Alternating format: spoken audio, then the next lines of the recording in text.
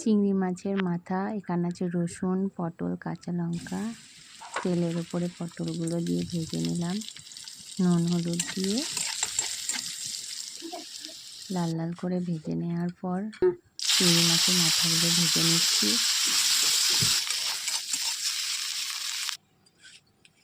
এরপরে কাঁচা লঙ্কাগুলো দিয়ে দিলাম, এরপরে কাঁচা রসুনগুলো দিয়ে দিলাম, এরপরে দেবো কালো জিরে দিয়ে ভেজে নেব।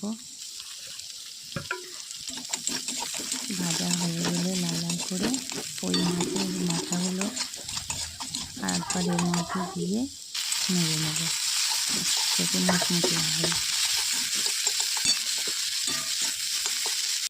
মুচমুচে করে ভাজা হয়ে গেছে। এবার শিলপাটাতে এটাকে বেটে নেব।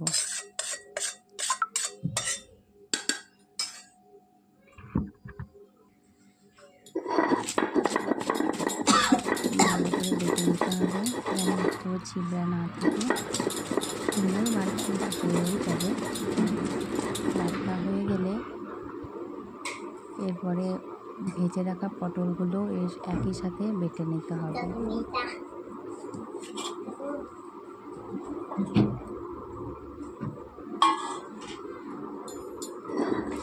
পটলগুলো দিয়েও একসাথে বেটে নিচ্ছি।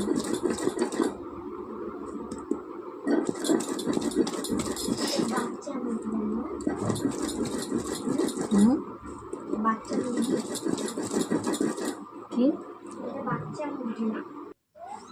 বাটা হয়ে গেছে, দেখো। গরম ভাতের সঙ্গে একটুখানি ঘি দিয়ে মেখে খাবে, দারুণ লাগবে খেতে। একবার ট্রাই করো। টাটা।